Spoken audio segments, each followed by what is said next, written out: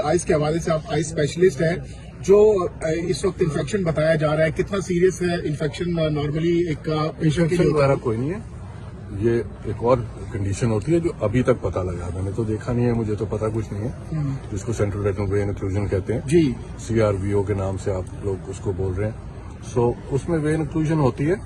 अब मसला ये है कि किसी को छोटा हार्ट अटैक आया, किसी को बड़ा हार्ट अटैक आया, सो बहुत सारी उसकी कैटेगरीज होती है। हमें ये नहीं मालूम कि वो कितना है, क्या है।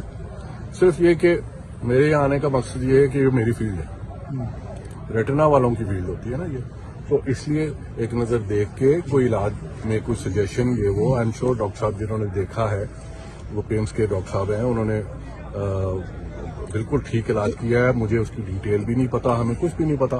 किन सर्कमस्टांसिस में इसका जो ऑपरेशन है वो किया जाता है?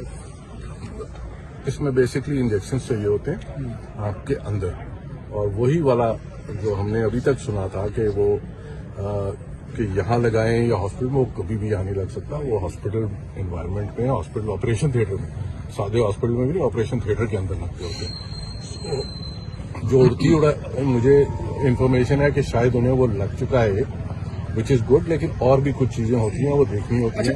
एक जब लग जाए तो उसके कितना दौरान ये बात मजीद कितनी स्टेप्स? महीने बाद तो एक और चाहिए होता है, महीने बाद एक आध और चाहिए होता है, फिर एक आध और चाहिए होता है, लेकिन बीच में इसके अलावा भी और इंजेक्शन और कभी कभार लेजर का भी इसमें कोई ना कोई रोल होता है। बट जाहिर है वो देख के पता लगेगा ना कि उनको क्या चाहिए, किस चीज से फायदा होगा, कितना स्वेलिंग कितनी हुई भी है रेटिना में।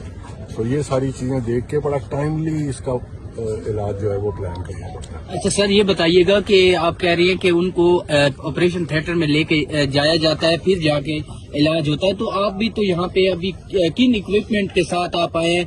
क्या आप यहाँ पे उनका मुआयना अच्छी तरीके से कर पाएंगी? जो आप मैं पूरा वो मुआयने के लिए पूरा बॉक्स वगैरह लेकर आया हूँ। 100% चीजें मैं नहीं ला सकता, ठीक है, वो अस्पताल में ही होती हैं, वो तो पेशेंट को अस्पताल ले जाके ही चेक होती है ना, वो तो मैं नहीं ला सकता, वो तो बड़ी बड़ी मशीनें होती हैं। लेकिन ये कि जितनी चीजों से देख के आपको खासा आइडिया हो जाता है कि क्या हो रहा है, वो हम लाए हुए हैं। अगर हमें इजाजत मिलती है तो फिर बिल्कुल देखेंगे। सर, कहा यह जा रहा है कि 3 टीके लगते हैं और आप समझते हैं कि मजीद भी 2 टीके लगेंगे? एक मिनट, कौन सी बात है? सर कहा जाता है कि इस पेशेंट को 3 टीके लगते हैं। यार 3 तो एक थ्योरी है ना कि आप बहुत सारे पेशेंट्स ले लें, उनमें से ज्यादातर को 3 का बहुत इम्कान होता है। उसके बाद भी रिपीटेडली इसके ऊपर नजर रखनी पड़ती है। ये जो कंडीशन है, कुछ महीनों के बाद फिर थोड़ा बहुत स्वेलिंग आ सकती है, उसको फिर टॉप अप करना पड़ता है। ये थोड़ा सा ऑन गोइंग 2-3 साल का ऑन गोइंग प्रोसेस हो जाता है। सर ये बताइएगा, CRVO में अगर सर्जरी हो जाए तो कहा यह जाता है कि इसकी सर्जरी दोबारा भी करानी नागुज़ीर बन जाती है, इसमें कितनी सदाकत है? हमें हमारी रहनुमाई करवाइएगा। CRVO वगैरह के लिए बहुत पुराने जमाने में सर्जरी हुआ करती थी कि आप आंख के अंदर जाके तो